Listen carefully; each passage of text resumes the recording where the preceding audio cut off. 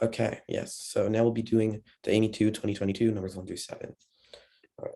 So we have problem 1. So adults make up 5/12 of the crowd, right, of people at a concert. And then after a bus carrying 50 more people arrives, adults made up 11/25 of the people at the concert. So this seems like a very simple proportion problem at first, but you quickly realize, oh, it's 50 more people, not adults, not non-adults, it's people. So we don't actually know how many of those are adults.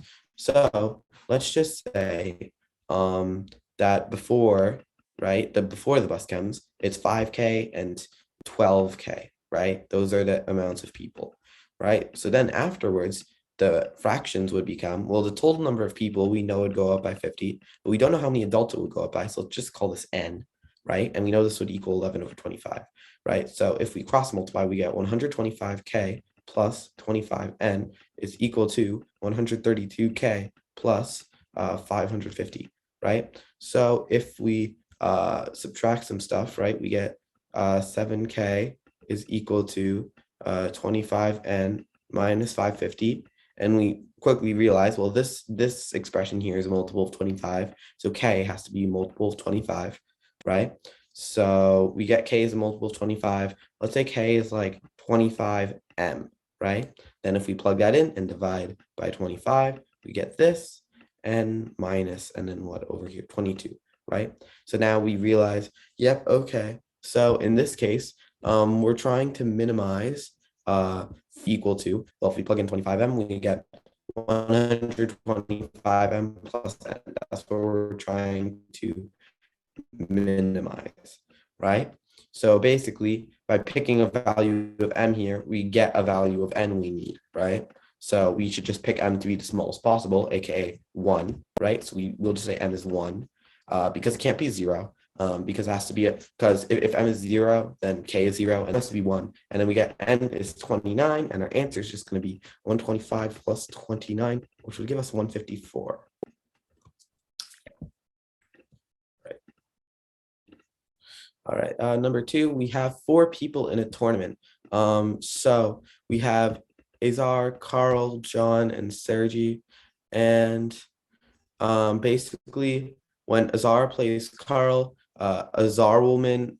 So basically, it gives us these stats, right? So it's like if Azar plays against Carl, then Azar has a 2/3 chance of winning, right? But if Azar or Carl plays against John or Sergi, then these two people, right? Like it's a bit of a mouthful to say, but what it's saying is, like, let's say we pick any 2 random pairs, then the guy on this side would win, right?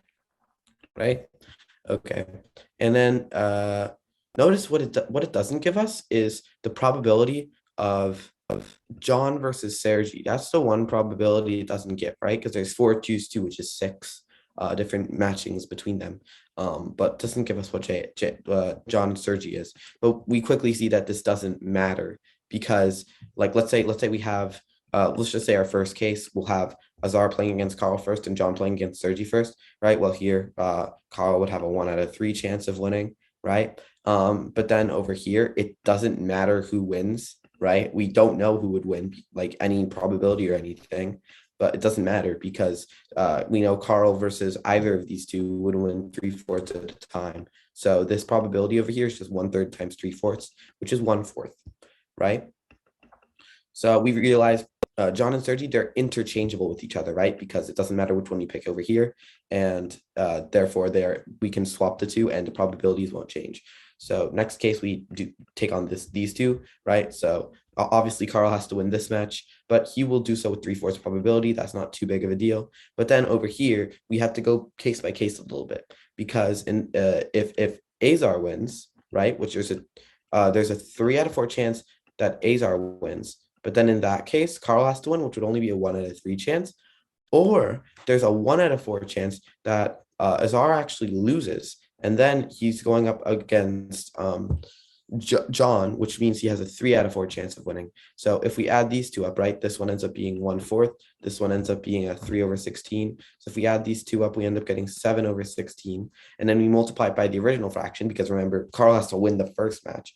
in the first place in order to get to that point. So we get 21 out of 64. And then the final case is Azar plays against Sergi and Carl plays against John. But we know what we just said about these two, right? They're interchangeable. So here we're just swapping these two. So it's going to be the exact same probability. You can do the math yourself, and you'll quickly see that all of these numbers here are exactly the same. So 21 out of 64, 21 out of 64 for those two cases. And now what we do is basically each of these has a 1/3 chance of happening, like each of these matchings. So we just take 1/4 plus 21 over 64 plus 21 over 64 over 3, right? And then this just ends up being 16 over 64, like that. 42 plus 16 ends up being 58. So our final answer is just 58 over 192. And when we add, you have to divide by 2 on both sides. Oops. So what we would do here is just 29 over 96. Yeah. And our final answer is just going to be, if we add on 5 and then 1, 3, 2. Yeah. Okay. 125. All right. All right. Yeah. Moving on. Yeah. Problem 3, we have a right square pyramid with volume 54 and it has side length 6, right? And it says that the 5 vertices of the pyramid all lie on a sphere, right? So we don't really need to worry about the fact that it's a sphere. All we need to worry about is that these 5 points are equidistant from a certain other point, and that point distance to some other point, right? Is going to be what the radius is. Like, let me explain. So let's say the point that they're all equidistant from is this point, right? Then this is the radius, this is the radius, this is the radius. We could set stuff up with isosceles triangles and stuff, right? So first, of course, we have to figure out what this tip point is, like this point on top of the pyramid. So if you use the volume formula for a pyramid, we could quickly get 54 is equal to yeah, these are all 6. I don't know how I wrote 5. 6. So it is 36 times the height over 3. So it's just like 12h, I guess. That's what I'm saying the height is. So we get h is just, well, we divide 54 by 12, and that'll just give us 9 over 2, it looks like.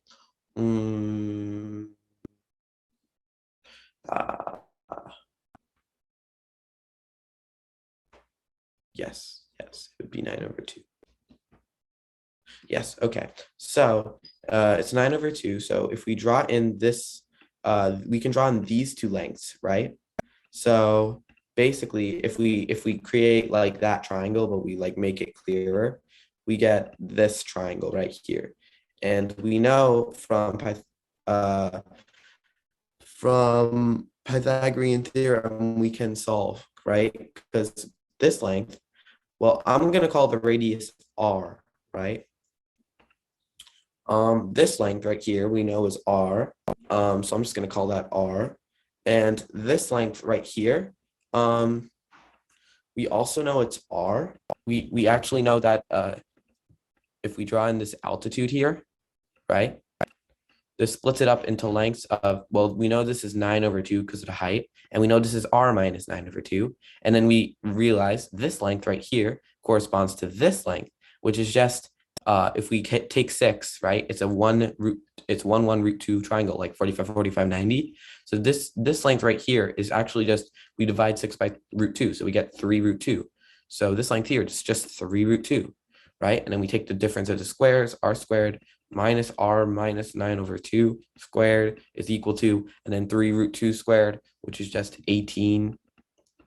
And then if we do the math here, right, r minus 9 over 2 gives us 9 over 2, right? And like difference of squares, we easily get to r minus 9 over 2 right here, and then 18. And then we can quickly see we can just solve from here, because this ends up being 4, right? 4 is equal to 2r minus 9 over 2. And then we just multiply by 2. 4r minus 9 is equal to 8. And then 17 is equal to 4r. And we get r is equal to 17 over 4. And actually, what you'll notice if you're really keen with checking your answers is actually, if we 17 over 4 is less than 9 over 2, meaning this length would be negative. However, this doesn't actually cause any issues because this just means that while we assumed the point was outside, right, the pyramid, like this is exactly what I did when I solved it, because it looked to me, oh, it's going to be outside the pyramid. But actually, it's actually going to be more like here, like inside the pyramid. It's just that it doesn't look like it would be from this angle, but it is, right? So this would be 17 over 4. This length right here would be 9 over 2 minus 17 over 4, right? And then we would have the lengths like this, right? And I'm talking about like if we draw this. So it still works, it's just inside the pyramid. So R is 17 over 4, and our answer is just 21. All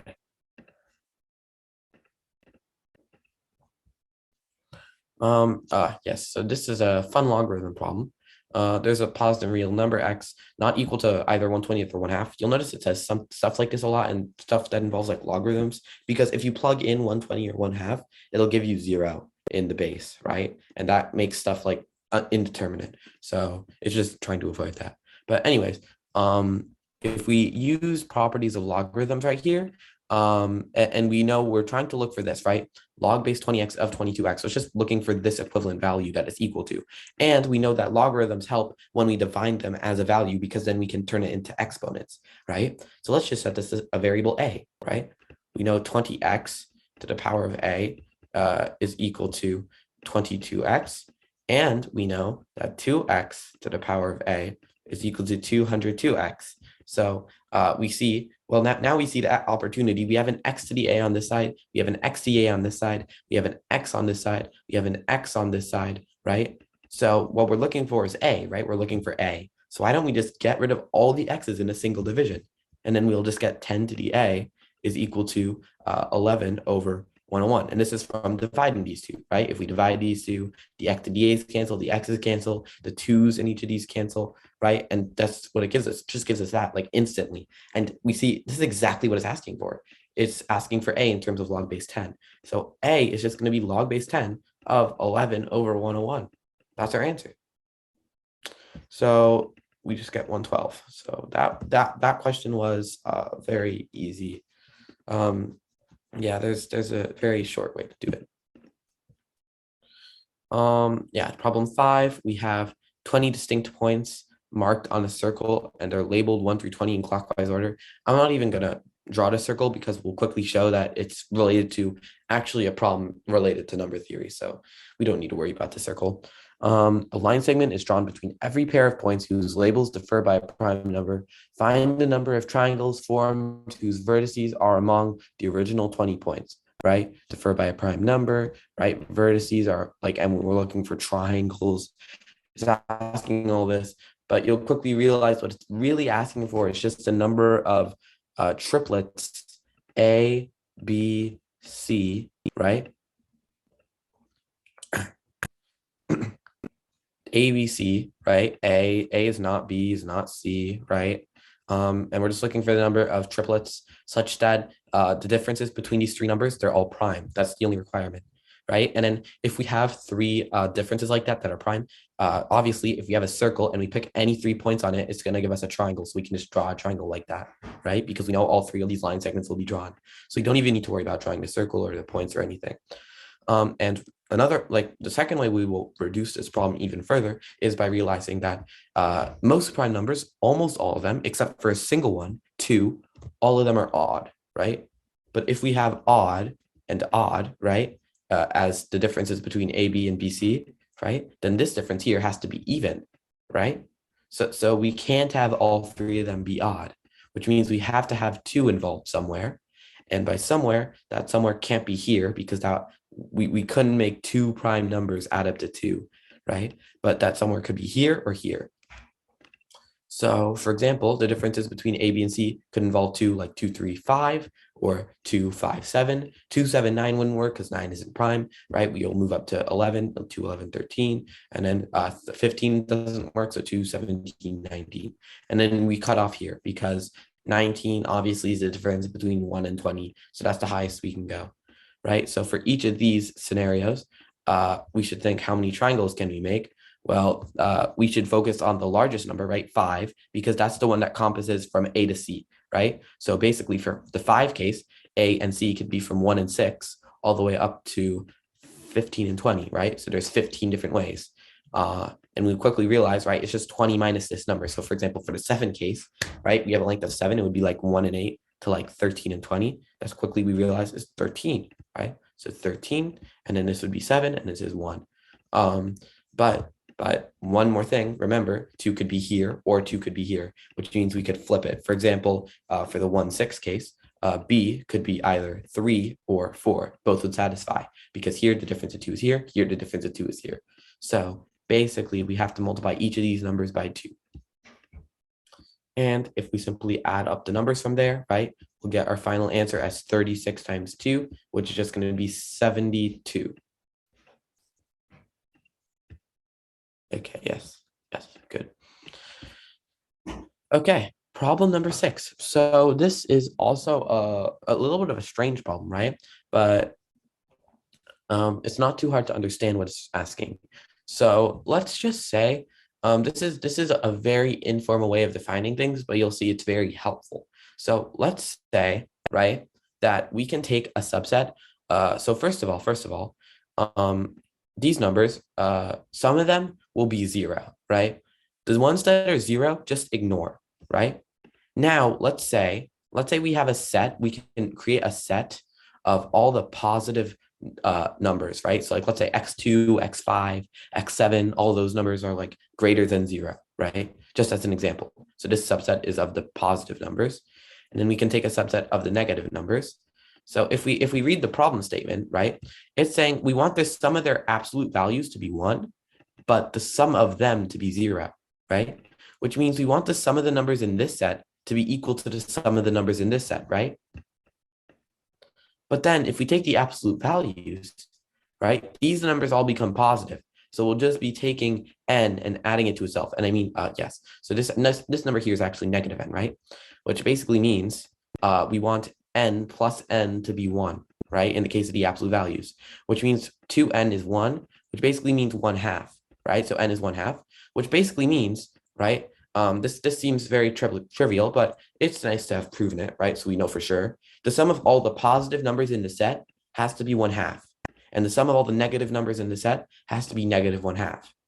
Makes sense, right? But this little thing goes a long way because if we look at what it's asking for, we're looking to maximize x of 76 and minimize x of 16. Well, we can realize very quickly x16, right? If we minimize it as much as we can, we will quickly bring it into the negatives, right?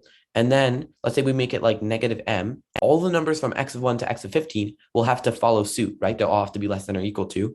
And in order to minimize everything, we want to make them as high as possible to make this sum, right, be reached as late as possible. So if we make them all negative m, right, we quickly get negative 16m is negative 1/2.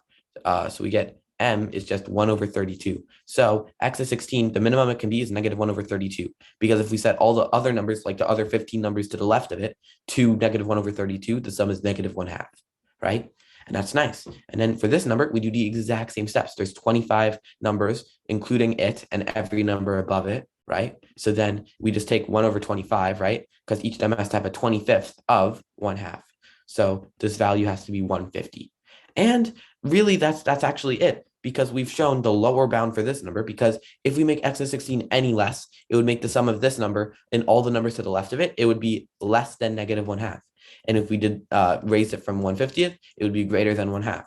And so we know this bound is this, and we know the bound for this is this. And if we set this one to its maximum and this one to its minimum, it actually works, right? It actually works if we just set all the numbers from x of 17 to x of 75 to 0, right? So we're just looking for 1/50 plus 1/32. And if we add those up, just use fractions, we actually have to multiply this by 16. 16/800 plus, and then this we can multiply by 25, I think. Yeah, 25. And we just get 41/800, and our answer is just going to end up being 841. All right. Yeah. So this one's actually one of my favorite. This one was a really good problem. Problem 7. Yes, the final problem we're going to be doing today. So, this one has a circle radius 6 and it has a circle radius 24. So it's 4 times as big. And if we follow the rest of the instructions, right, it's asking about 3 tangents. So the 3 tangents, you'll probably be familiar with these two, right? But actually, if I can draw these two, okay,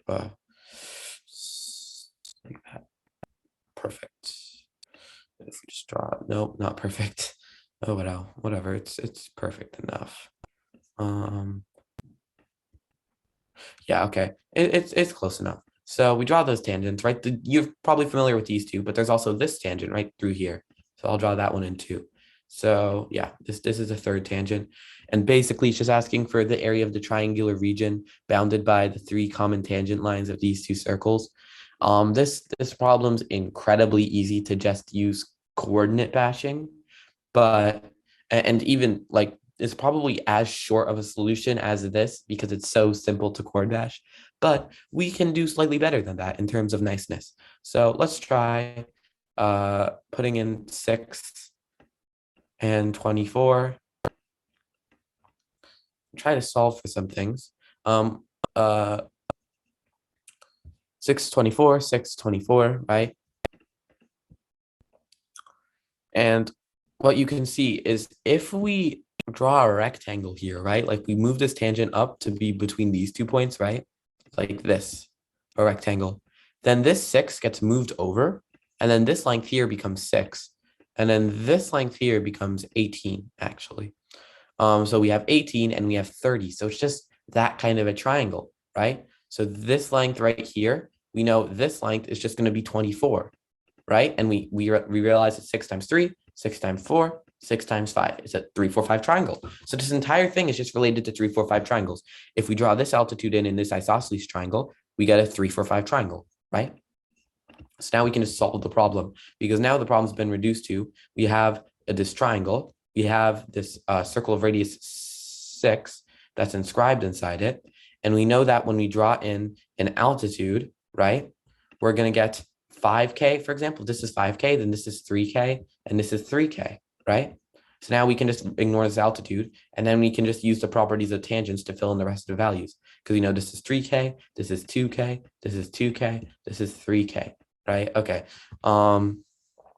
Yeah, so basically one way to find the area of this triangle is by multiplying 3K by this length, which we know is 4K, right? 3K times 4K is going to give us 12K squared.